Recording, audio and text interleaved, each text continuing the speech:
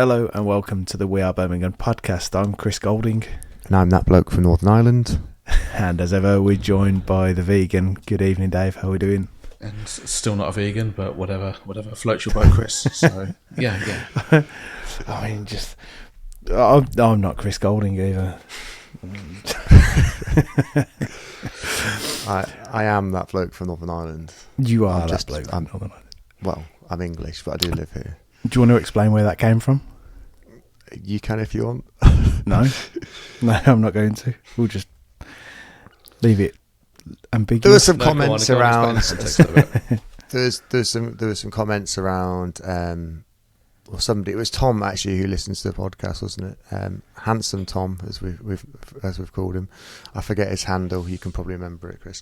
He mentioned that both ourselves and the Fat Lads podcast had different views on Hansen. Well, it was me and them that had different views, not you guys. But although I think my comments were taken slightly out of context, but was it John Ramsey had said, "Oh, it wasn't everyone in the podcast. It was just that bloke from Northern Ireland." So, John, thanks for listening and thanks for getting that trending for a few hours on Twitter.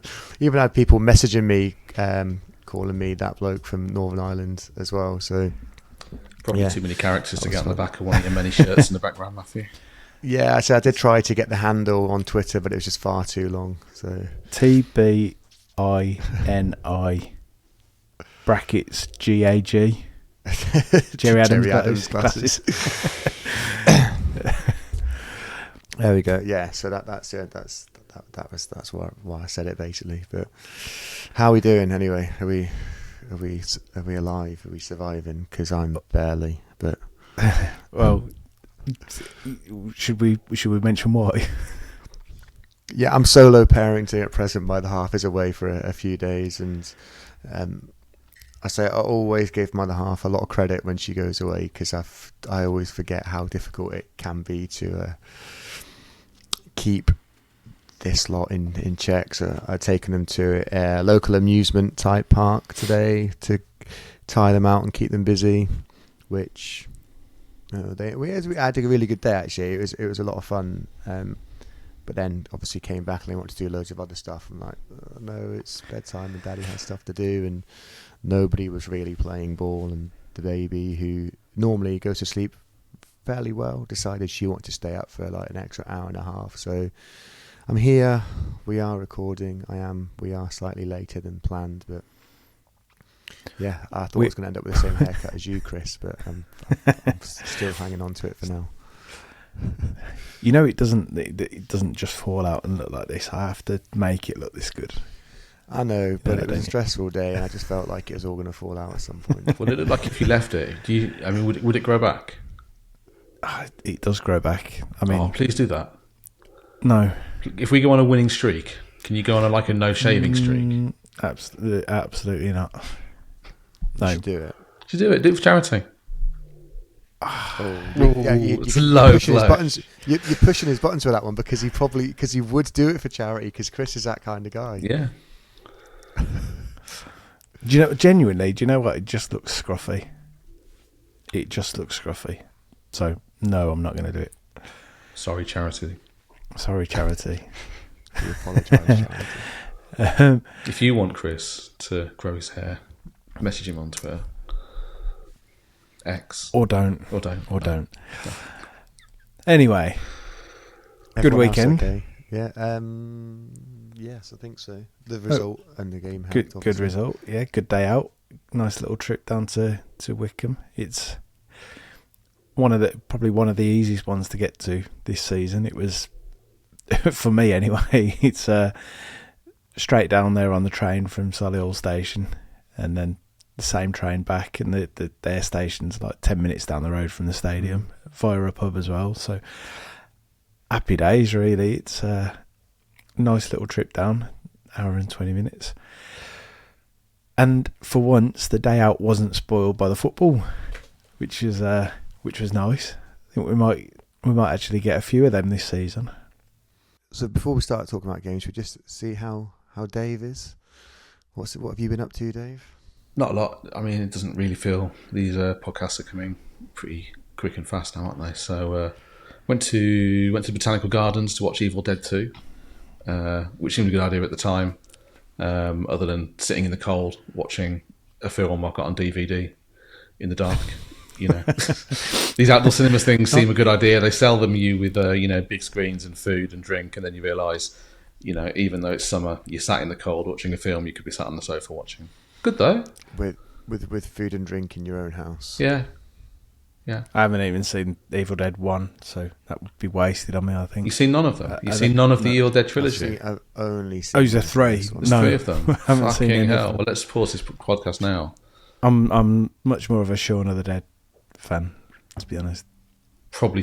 Edgar Wright probably took a lot of influence from the Evil Dead films. We don't turn this into a film podcast, but I can't believe you've never seen Evil Dead. If you do want a movies podcast, then try a Movies in a Pod show. That's really good. Yeah. To find the list Anyway, of things that you haven't done. Right. Should we get on to Wycombe? Can't believe you haven't seen Evil Dead 2. Shocking. It's not actually... Well, it is. It's incredible. Okay. But I'll put it on the list to not get round to. Let's talk about football. So it was a little bit of a shaky start, wasn't it? I thought in parts again.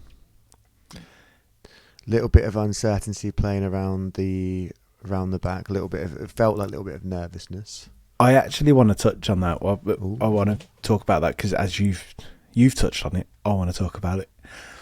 So I think there were a few times during the game, probably more so earlier on before confidence grew a little bit. But I've mentioned to a few people that first touches were good, second touches or third touches, depending on, because they're trying to get 2-3 touch football. The pass felt a little bit shaky at times, and it still feels like there's not completely that understanding there between players. That's absolutely fine because, as we've said numerous times, it takes time to gel to get an understanding. Bear in mind that JJ's gone as well, so that midfield has chopped and changed a little bit. Clara's come in for Sanderson, so that's chopped and changed a little bit. But yeah, at times it just felt a little bit hesitant on the passes, and they were just a little bit off at times. Like, mostly completed passes, but they just looked a little bit on edge. And that sort of showed signs to me that it's not the finished article. However much it's starting to look like good football on the whole, and we're looking good, that side of things is still growing. I think we spoke about it last week, and we said how like the football across the pitch and the way that we're building play, how good that's starting to look.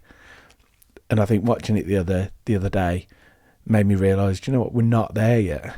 That in itself is still a work in progress, which is a positive thing really, because it's already looking very good. Yeah, I mean, we've said before that we thought they were much further down the line than we thought they were going to be. But then last week sort of stepped back and said, actually, maybe they're not quite as far down that line as we thought they were, but still good progress. I think the main issue for me on Saturday stemmed from the back. I think it was maybe the understanding between Clara and Bielik didn't look quite right in the early stages of the game, and they both made a handful of mistakes, and I think they grew into the game and looked a lot better as the game went on. And although the Wycombe chap touched on the pace that their players have up at the top, that was definitely an issue for our defence as well, which, thinking about it now and having a few discussions with other people about it, that is going to be a bit of an Achilles heel for us throughout the season unless we maybe adapt, because we, outside of Laird, I mean, I don't think Cochrane's a slouch, but he's not someone you'd say was super, super quick. Bielik's not quick, and Clara is extremely slow, or at least felt like he was extremely slow. We are going to get caught quite a few times pushing up the pitch, I think, and it's going to be a bit of an issue because they're very, very good at everything else. But pace is one thing that you can't really teach or improve, at least not to a degree that is going to make a huge not huge massive difference. levels. But I think this is something that we knew. We've spoke about it on the last few podcasts, and we've said that the place that we're going to concede goals, or likely to concede goals, is counter attacks when we're high up the pitch. And we've gone for defenders. I mean, I say defenders. We've signed one, as in one centre back,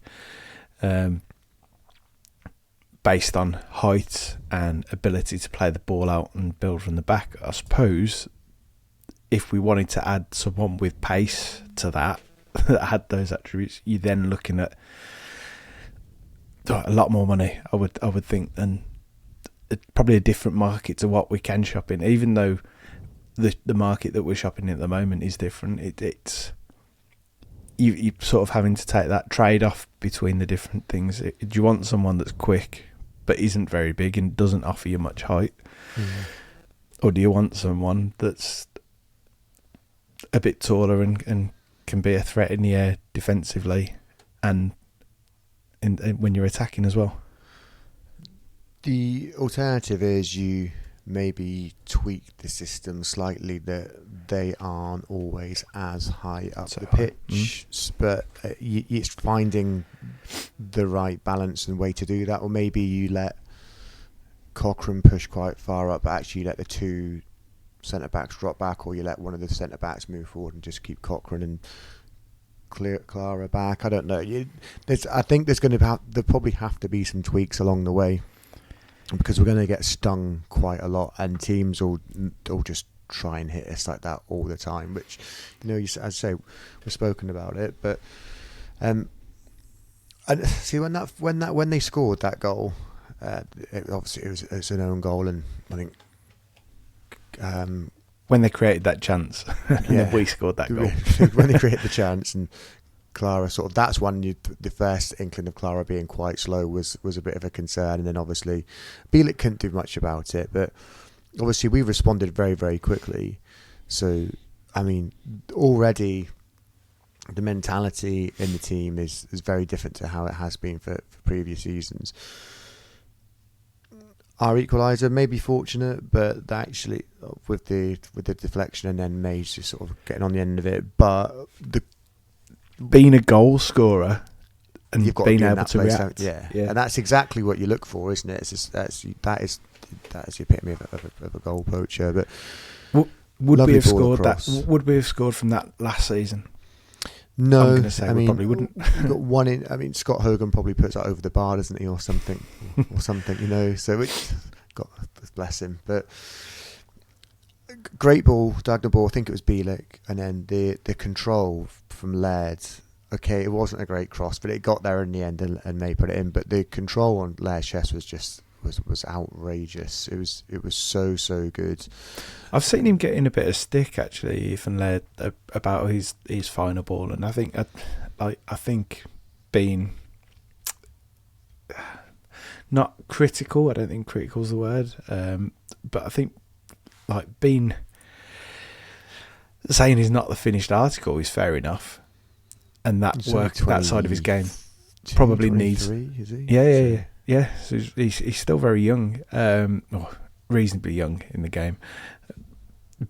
That side of his game can be added to, and you can work with him on that. Like, get your header, take your time on the ball that you're putting in, and just take a little bit more care over it. But I'm not going to be too harsh on him. I think that if you want someone to be able to get forward into those situations, and let's be honest, he can get back as well. So, yeah, and this is the big thing as well. You worry with him as always. Is he going to be able to stay fit? But for me, yes, he's been wasteful in the final third, but the outlet he gives us, and he just appears to be like a constant menace, which is a funny thing to say about someone who's predominantly a right back. he gives teams a headache. He's very good on the ball for the most part. Like, he looks after the ball pretty well. It is just that final ball, but it's almost like any winger coming through the Man United academy. I think you're probably going to have that, aren't you? Yeah. It's I really like him, and I think he defends really well as well, despite what a lot of people say about him. So he's not much of a defender. Well, actually, he's always never back defending. I saw quite a few comments on Twitter over the last couple of games. Well, actually, like, he's that far up the pitch by design. He's being asked to do that. And not the first manager to ask him to do that. No. I mean, and this is obviously to an extreme. But yeah, I say, and it's back to the goal. So obviously scored the goal, and that just completely flipped it for me. The mentality of the team really seemed to change, and we were just from there on in. I just think it was complete dominance for what was left of the first half, and then into the second half. I will say something though. When he made the substitutions and he took Mark Leonard off, I think you guys already know. I was just like, that's fucking mental. What is he doing? He must be injured.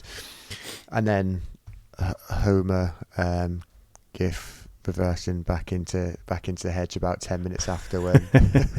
Did you actually put that in the chat? I put it in our group chat. Yeah. But you know what? Fair play to Chris Davies, because I would never have made that sub bait. So there's obviously a reason there's obviously something that him and his coaching staff has seen there that thought, actually, we can take advantage of something in midfield here. I didn't see it. I'm still not quite sure what he saw. Obviously it worked, because Willemsens came on. Who else came on with those subs? Oh, it was Yokoyama, yeah. What a difference those. Unreal. I mean, first of all, let's talk about him in order then. Yokoyama setting up Luke Harris. Mm-hmm. And for the first half, so I'll be honest, I didn't think Luke Harris looked particularly comfortable in the game. He was unnoticeable. Like, he was anonymous. He was completely anonymous. Different player second half. Yeah. I think. I don't know whether that was sort of spurred on by the goal. I can't really remember timings in my head, but he just seemed like a different player after the half-time break. Lovely work from Yokoyama for pretty much his first involvement in English football. Yeah, you're not going to get much of a better start. The quickness, the pace on him just was. But not just that, the speed in which he then the little dummy that he threw. Yeah. And the speed that he then burst out of it with the ball. And still got time to get his head up, know exactly where he wanted to put it as well. Yeah. And that's his weaker foot that he put it in with as well, isn't it? Because he's a right footer that plays on the left. He normally cuts inside. But wasn't one of the things that they said that he's not really got a weak foot. It's like he's very strong on both sides. Just a lot of the footage that you watch of him playing in the J League was mostly him coming onto his right foot. So, in transfer market has him down as a right footer. But I just make the assumption. But it was a very, very good ball. He looked up. He knew exactly what he wanted to do with it. It was excellent. And then the other guy who came on, the guy that you've been less than impressed with. From a physical point of view, has been my concern, but obviously went off with a suspected concussion in a game. But that's probably 2 weeks out, isn't it? Concussion now. In theory, yes. I don't know how they because obviously Chris Davies has said that he's fine. He just had a knock on the back of the head and he should be okay. So I guess they have to do some form of procedure test just to see if he's okay to train, because he's not allowed to train for like 4 days or something if it was actually a concussion or something along those lines. You said he was signalling to the was it was the physio. The physio was tapping that. He tapped his head, and that's when they sort of obviously initiated the concussion substitution. Well, you've got to think they wouldn't have taken him off if they didn't have to at that point. I know, because he came on and he made a difference.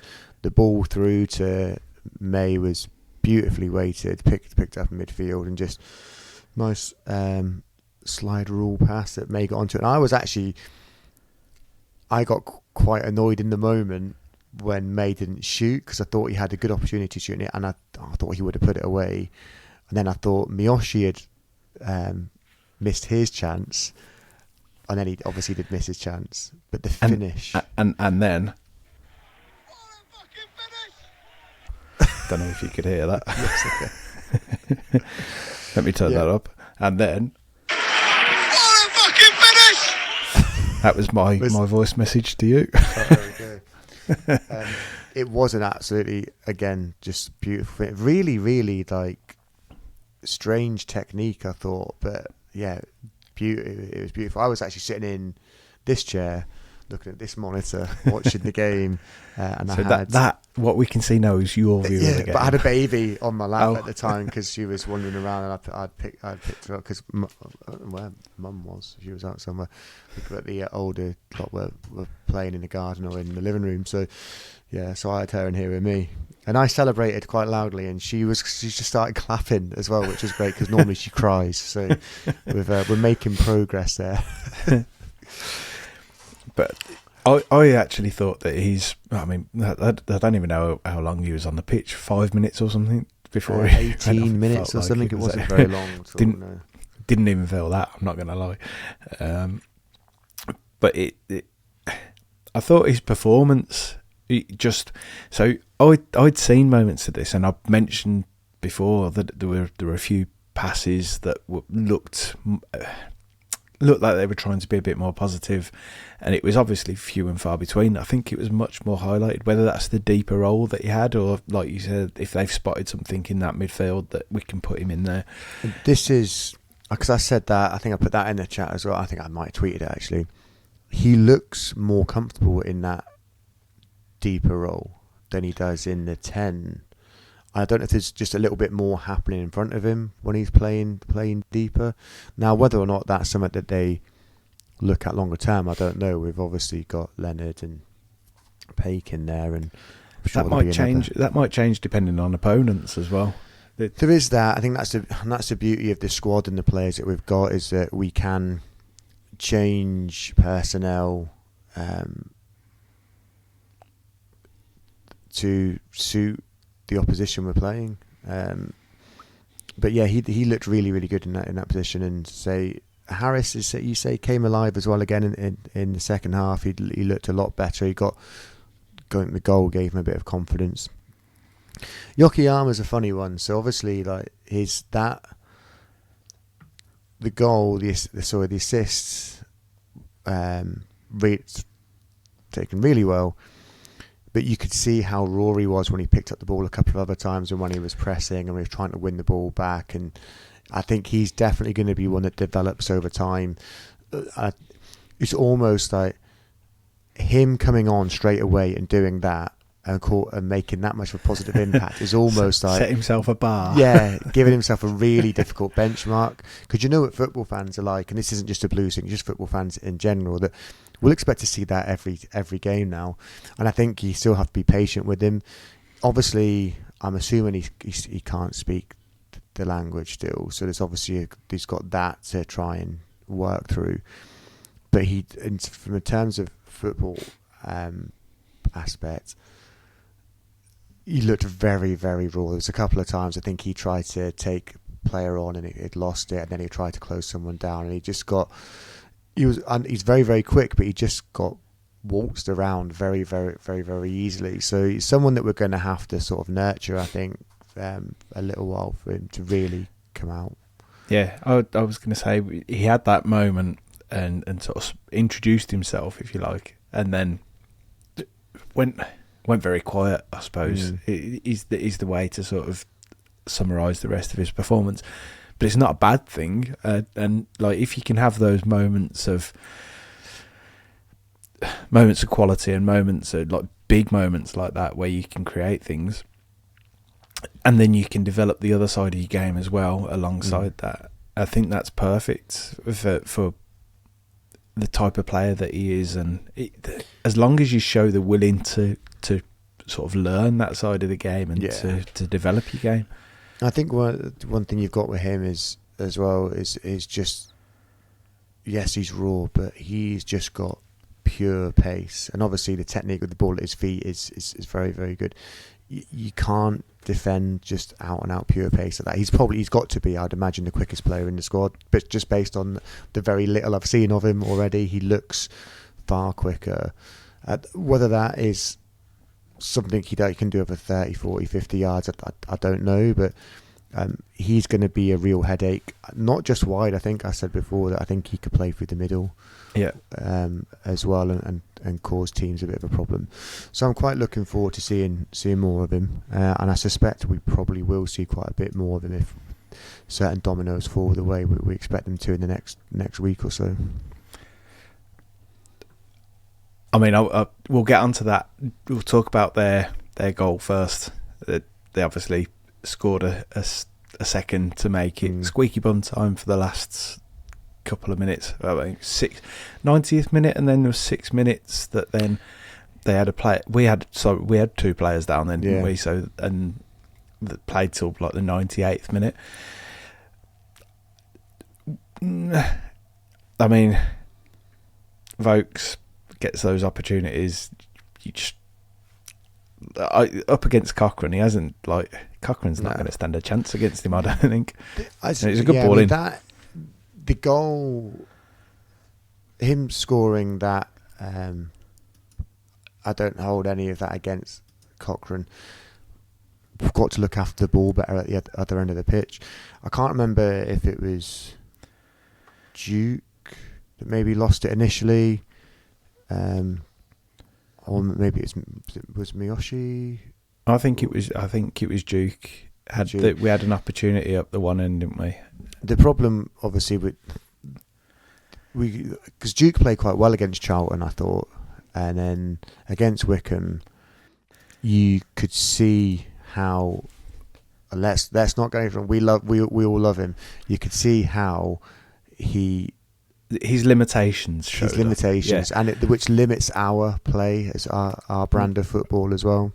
I think I might have put it in. I don't know if I put it onto Twitter or into our WhatsApp group after the game, but I said that highlights to us that we need another striker, because relying on Duke to come on and basically stretch the game during this season isn't going to work.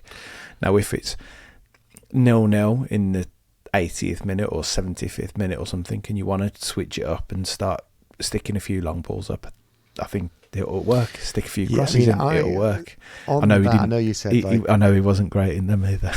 I know you sort of like 75th minute or something, but I think Chris Davies is that confident in the way we play and having that patience that he wouldn't use Duke until probably like 88 minutes or something, and then start doing that if we were really, really desperate. Because I think he'll just want to keep playing the same way. Because point is though, if you want to adapt and change, absolutely. Then Duke's the guy that you can mix it up with. Otherwise, we need someone else that can come on and carry that press and stretch teams in the same way that Alfie May can, because he can't do it all himself. No, he can't. And I think, like as we mentioned, Yokoyama could probably come on and play a bit of a role like that in some games, but we do need, and so I think it's been mentioned numerous times here by hundreds of people. We do need another forward, a bigger, more physical but mobile forward. Obviously quite difficult to find because we haven't signed one yet, and I think half of the Football League are looking for that sort of profile of striker at the moment. Well, let's move off that. I'll tell you what we can get onto, and it's kind of related because we were talking about Duke. Ay, send him to Cornella. I think I know where you're going with this one. Well, you were the one who brought this to as a suggestion for a Cornella, so I'll let you bring it in. So, what was the chant? If Dukey scores were on the pitch? Yeah. Not if Pukey scores were on were on the pitch. So I think most fans on social media probably would have seen this now, with the Blues fans chanting. There was a poor lad trying to get involved, singing a song about Dukey, but spent more time just puking into the back of someone's head and into his hand, and doing his very best to stop his projectile vomit just flying everywhere. Bless him. I don't know who he is. I don't know if he listens to the to the podcast or not. It wasn't a very pleasant video. I hope he's feeling better now. But I tell you what, you've if you normally sit in front of him at St Andrews, you've got to be panicking now, haven't you? Do you know what? It's only because it's an away game. It's only because it's an away game. So either of you two been sick at a football ground? No. I don't believe you haven't, Golding. Oh, I don't know. Not that I remember. Certainly not in that like in my seat, in my hands over people. Not in that way. Some League One goals for you this season then. If I have, and I might well have done. I mean, it's certainly plausible. It would be like in the toilet. I can't imagine. I've never done it like in my seat or over people. It's plausible that it was a toilet visit, but not that I recall. I've definitely not, and yeah, I've definitely not a football. If Chris has been sick on you at a football game, let Wab know. let us know. But anyway, on that note, Lucas Pukiewicz, you are going to Cornella. So it's been a pretty quiet week by our standards of 0 transfers, despite the fact we know we still need a handful. And Chris Davies keeps mentioning we need to bring more players in. He's really pushing that as well, isn't he? He's not afraid to say, and I know we do need more players, although we've already got an embarrassment of riches for the most part. But most of the talk. While you're on about that, by the way, something that I was going to mention about the Wycombe game. Is it Matt Bloomfield? Is that his name? The manager? The Wycombe manager, yeah.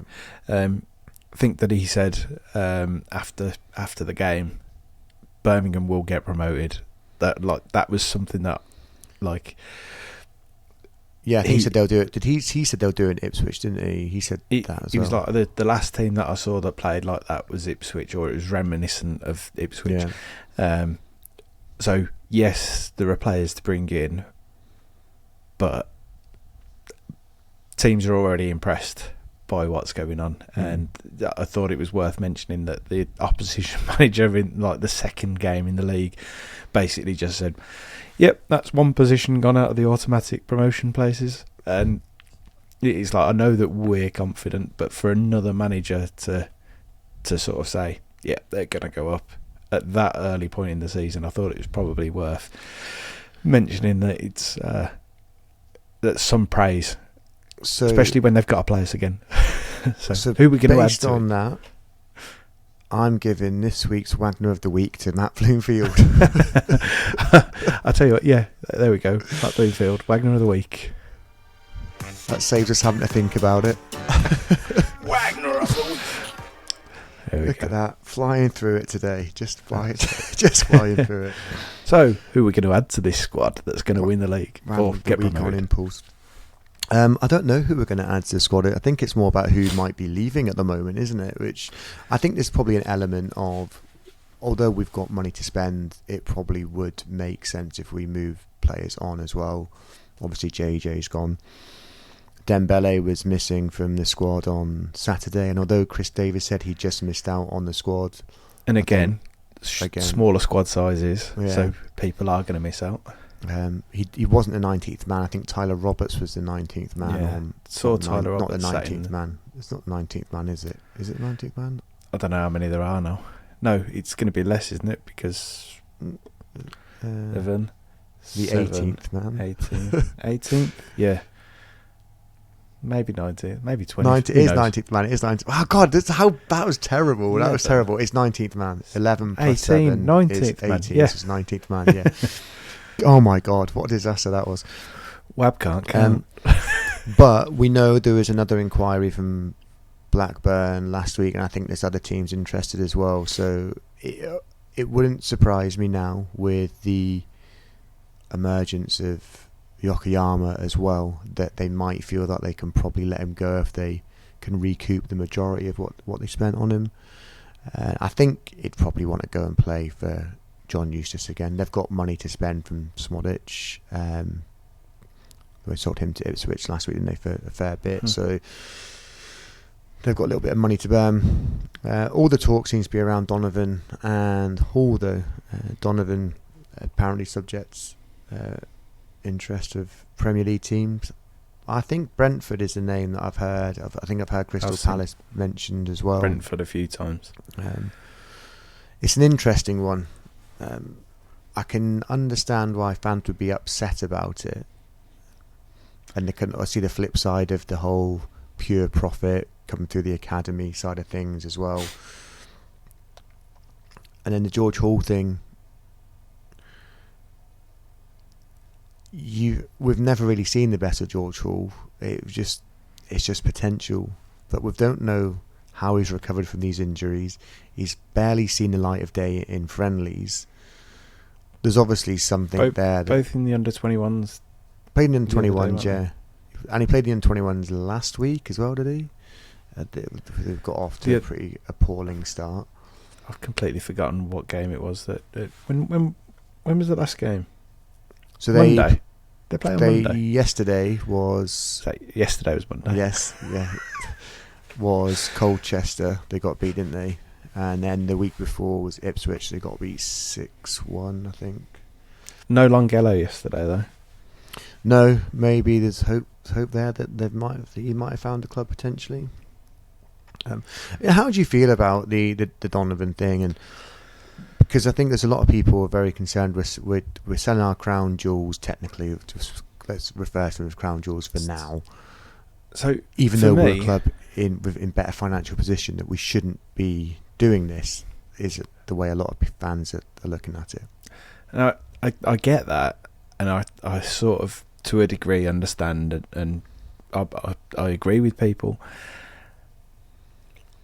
The point is, for me, are there things there to do with their attitudes, the way that they're approaching the game, the club?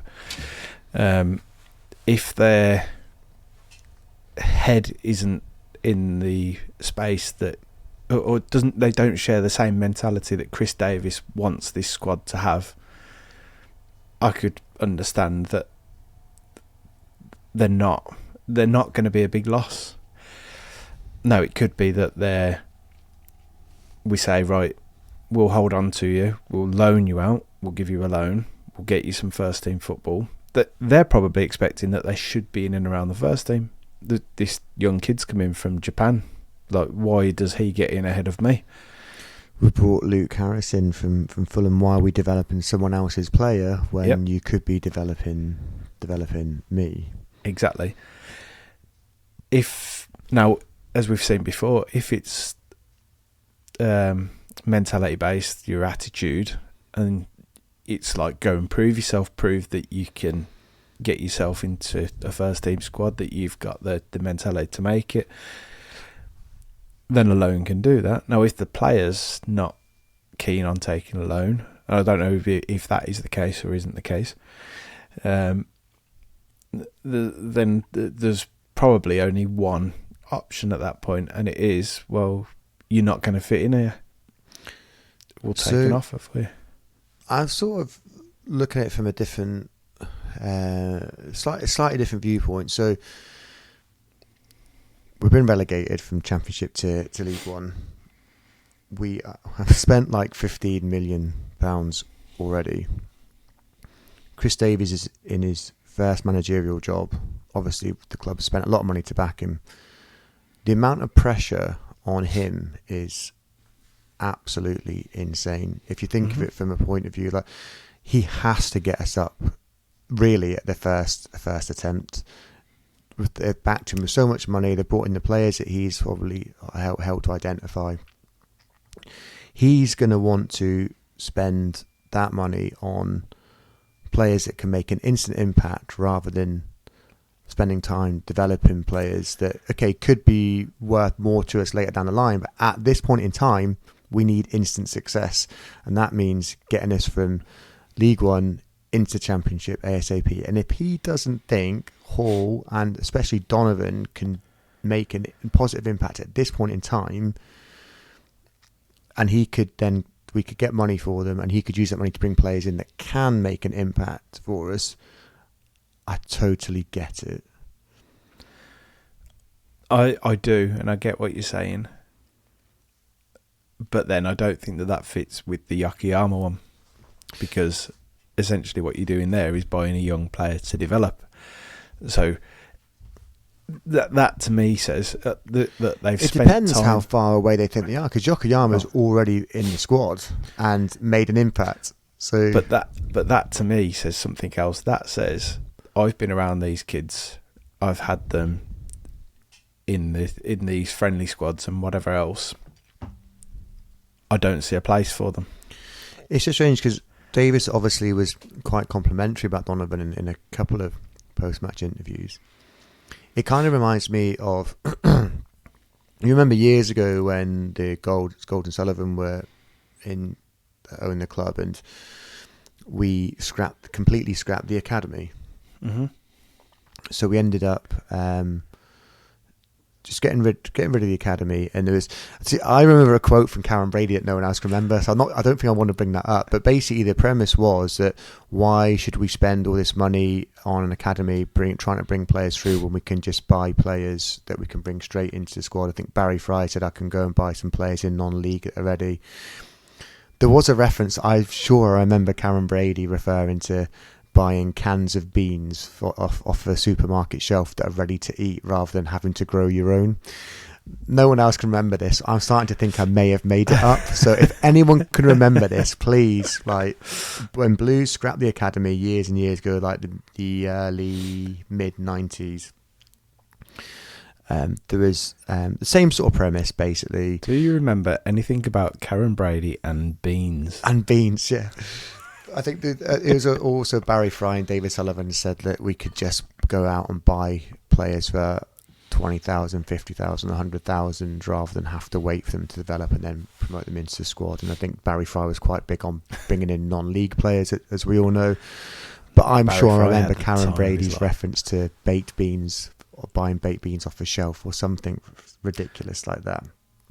Obviously, I've spoken to about 20 people about it and no one remembers it apart from me, so I'm starting to think I may have made it up. I even asked Colin Tatham to check his Sports Argus archives to see if he could find anything, and he was struggling, but he remembered the premise of shutting down the academy and stuff. It kind of reminds me thing, no? Yeah, I don't know. I think I I don't know where I got it from. I obviously just made it up, but Similar sort of a different extreme, but it's a similar sort of view on it. But in my opinion, I think Chris Davies is obviously just wants players that A, as you say, are willing and ready to play for the club, and B, can make an instant impact now and help us achieve the goals that we've set ourselves.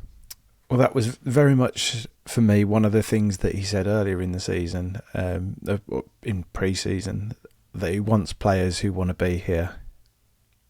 And the players that are coming in that he's signing do. Now, is it that, I don't know, has he seen something in these others or seen something from these others that he gets the opinion that they don't want to be here? And that wouldn't surprise me either. But you don't know the ins and outs of what goes on. If it happens, I'm not going to be too upset if we get decent money for them. I saw someone saying the other day, would you, on Twitter, I think, would you be disappointed if we lost Dembele, Hall and Donovan? And at the moment, I don't think I would, because I think that the squad that we went into the Wycombe game with, and bear in mind that we can still strengthen that as well, I think we looked okay. I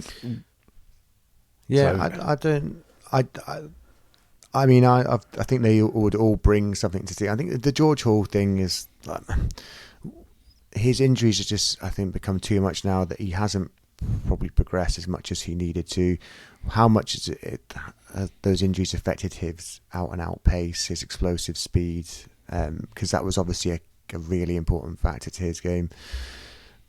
Donovan is different because obviously we know that he's had a bit of interest before, and he signed on when he could have gone elsewhere, and there's been Premier League interest for a while in him. That we could be one of those clubs that actually we can sell an academy player. That's okay. The money, it's pure profit. That we can pump it back into the club to more players. Dembele one, we thought he was going to go anyway. We were all quite surprised when he made a bit of an impact on Chris Davies during pre-season. It looked like he was going to be a bit of a mainstay, but he might want to play in the Championship. There are Championship teams interested in him. So yeah. I won't lose any sleep. We've got those positions aren't thin. We've got a lot of players that can play in a lot of those positions across that three behind the main striker. As we keep saying, our main areas for the strength are down the spine now. We need a striker, we need a centre midfielder, and we probably need another centre back. As the transfer window this transfer window has matured, we had a very, very busy period, but we're probably finding it a little bit more difficult to attract players to come now, because, referred to earlier, the substitutes again. It's very difficult when you've already got very good players missing out.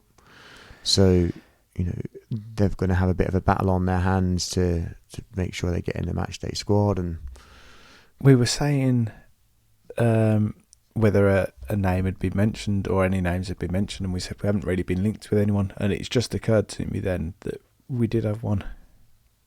Lyndon Dykes was floated around, wasn't it? I think that only came on small on SHA. I think it was. Although I think there was interest in Lyndon Dykes, but I don't know how.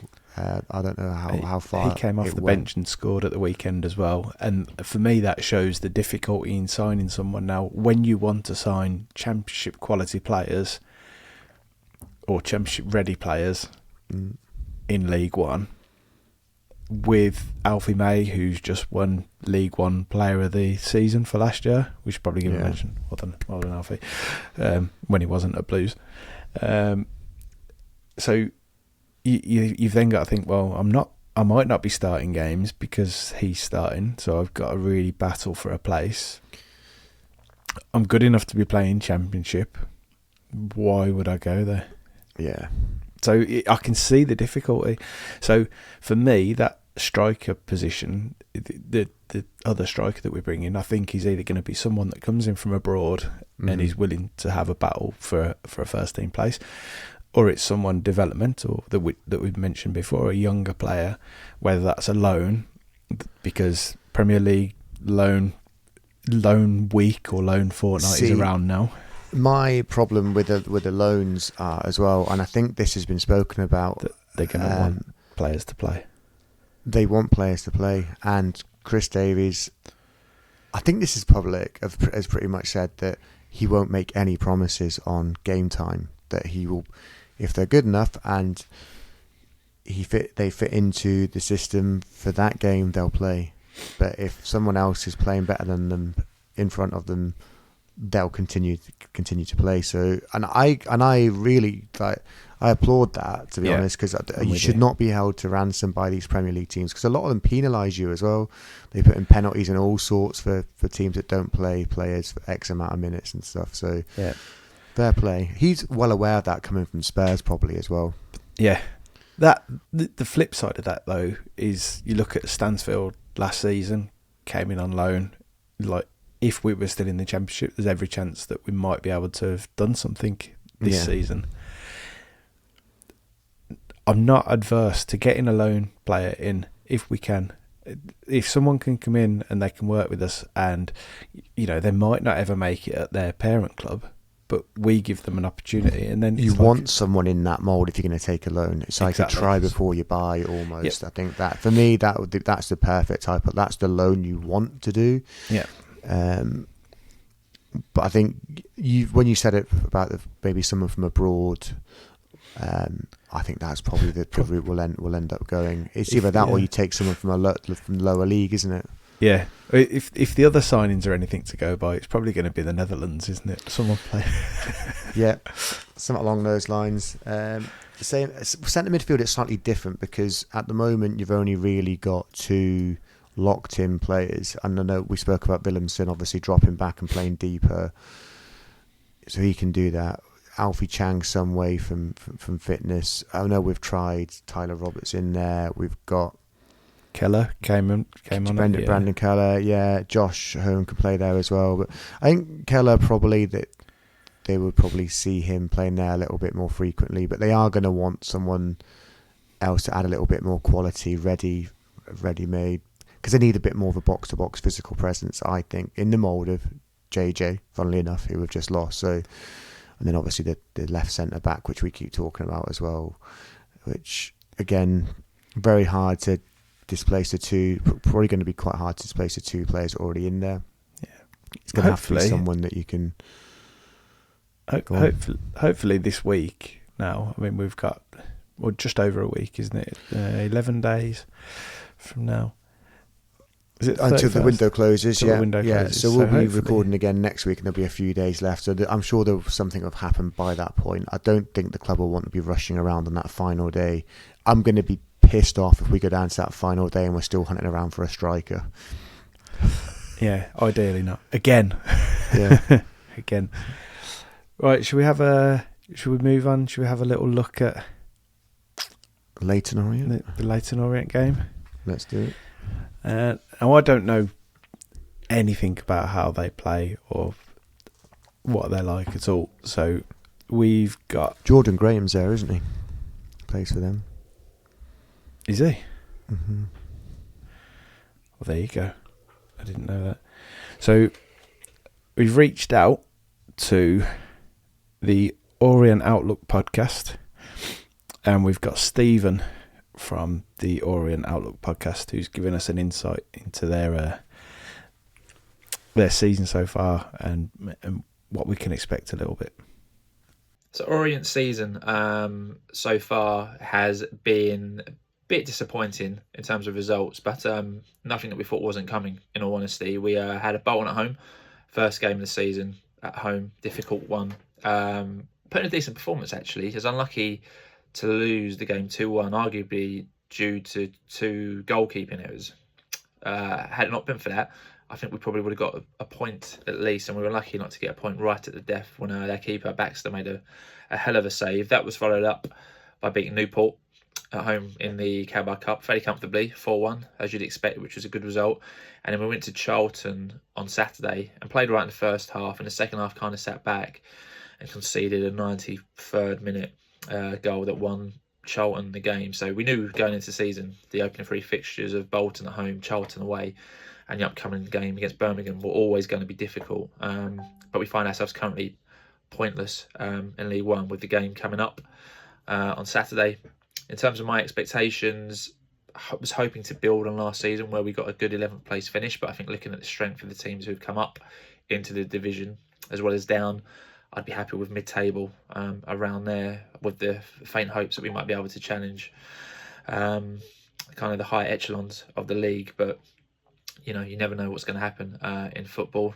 In terms of the danger men to look out for Orient, I would say Charlie Kelman, since he's come back on loan, has been fantastic. Looks like he's got more muscle on him. He's got more composure. He's got a good goal home to Bolton and has looked lively in his game so far this season, as well as scoring in the Carabao Cup. So he looks good.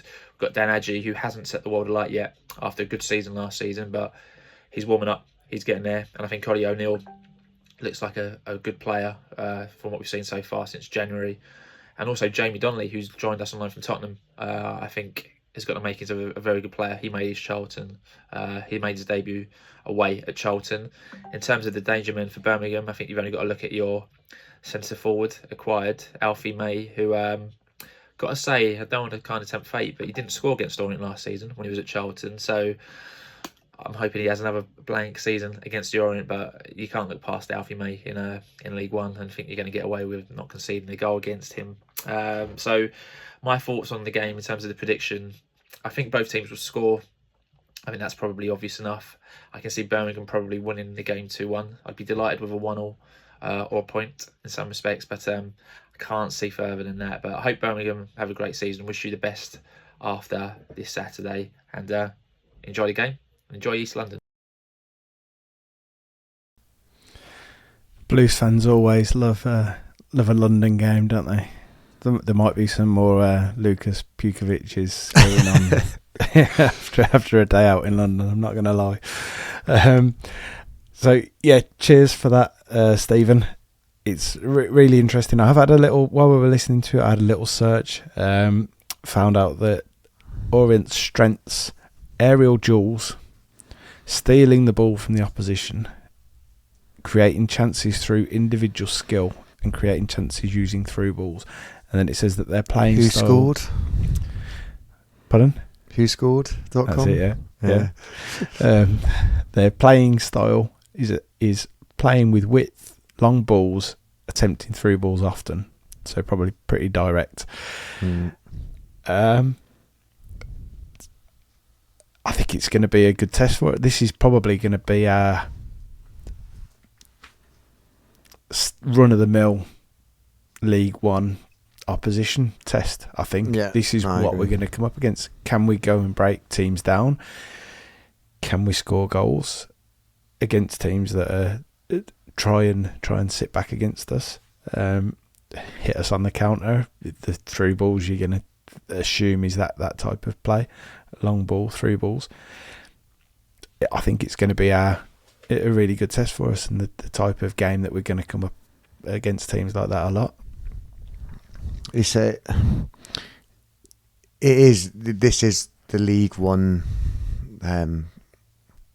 This is League One. This is the League One. Yeah, this is almost like the prototype, isn't it? It's like this is. I think you're right. It's absolutely who I think we expect to. This type of team is a team we expect to play all the time. I don't think they're as good as Wycombe. I think we'll probably have the same sort of issues as we had against Wycombe. Charlie Kelman's a funny one actually, because I remember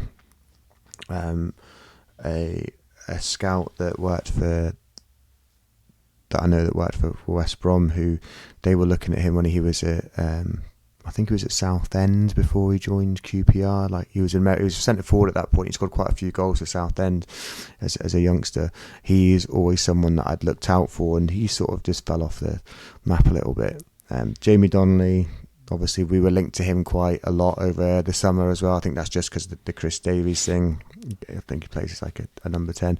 Jordan Graham plays for these guys as well, but I think he's still recovering from a patella injury, so he doesn't seem to have played recently. It would have been a shame if he had, because he loves Blues ever since he's left. He does love Blues, yeah. He did say he was quite vocal about that as well. Like he really enjoyed his time here and the fans here as well. But, could have caught up with his mate Dion as well. Obviously they're quite close, aren't they? I feel pretty confident going into this game. I think we can go there, and I think he said that he think both teams will score. I think he's probably right. I think they probably will score, because I think that's just the way. Need a clean sheet. I know we do, but I'm just in my head that I'm just going to see us concede goals now until we don't. If that makes sense, I need a run of games where to change my thought process. Couple of clean sheets that we've adapted to the situation. Yeah. But I'm going to go. Oh no. Before we get onto our predictions, we're going to get our guest prediction in. So last week, Brummy Joe predicted that we were going to win 4-1. So it was close. Ish. Predicted Alfie May to score, so we got the result right, and he got the bonus scorer. So he's got 2 points, so he's top of the table with 2 points at the moment. this week. Ian Danter. Hello, Blues fans. Ian Danter from TalkSport here. Looking forward to the weekend's action at Leyton Orient. And based on what we did at Wycombe last time out, I think the team should be gelling together that little bit more. So I would hope and expect for another away win. Let's say 2-1 to the Blues so that they can remain unbeaten going into the Fulham Cup clash. Yeah, so let's go Leyton Orient 1, Birmingham City 2 at Brisbane Road on Saturday. If you're going, hope you enjoy your day out. Keep right on. Cheers for that, Dance. Positive vibes. And he didn't leave a score on there, so I followed it up with him. Really interesting one. Yokoyama off the bench he's gone for. So he hasn't gone for Alfie May. And a late goal then. So there we go. Right. So Vegan, this week, can we remember to put the nice shiny table that we've made up on there? Yeah, apologies. This was here last week. Was here, yeah. There wasn't much on there, so we didn't put it on. Right, here's the table then. I'm currently lagging behind you two because I didn't go for Alfie May last week. I went for Keshi Anderson, who should have hit the ball when the ball was played across the box. Oh, that's why you were so yes. aggy about it. Okay, now I get it. Yes. Right. So come on then, predictions. So what are you saying, that we're no longer allowed to pick May at all? Is he off the? What did you decide? Do you know what? Do you know what I think we should do? I think we should say you can pick Alfie May, but you don't get the point for it. No. You can pick Alfie May and you get the point. But if you picked Alfie May last week, you can't pick him again if he scored, or you can't pick him again the following week. And so no concurrent Alfie Mays. I am going to go for 3-1 Blues and Luke Harris to score. Okay. Vegan? Well, I'm going to go for... Matthew, I'm going to go for this clean sheet that you're desperate for. I'm going to go 1-0 Leonard. Only the one? Yeah. And... For the first time this season, I'm going to go 4-0 Blues, and I'm going to go Alfie May because I didn't go Alfie May last week. All four. Well, he hasn't scored against Leyton Orient. That was a kiss of death, that wasn't it? I think that he's going to regret that. He didn't score against them last season, so he didn't score against them last season. So yeah, 4-0 Alfie May. There we go. That's my prediction. Are we done? I think we're pretty much done. Right, yeah. So everyone who's going the Fulham game on Tuesday, so we'll do a quick prediction for that beforehand. We'll put it out on socials. Yeah. Thank you for listening. Thank you for the guests for sending in their opinions and the predictions. Have a lovely journey down into London if you go into the game. I'm sure that everyone will get quite merry and it'll be a good day out. It's always a good day out in London. Enjoy the game, and we'll be back next week. And until next time, keep right on. Keep right on. Keep right on.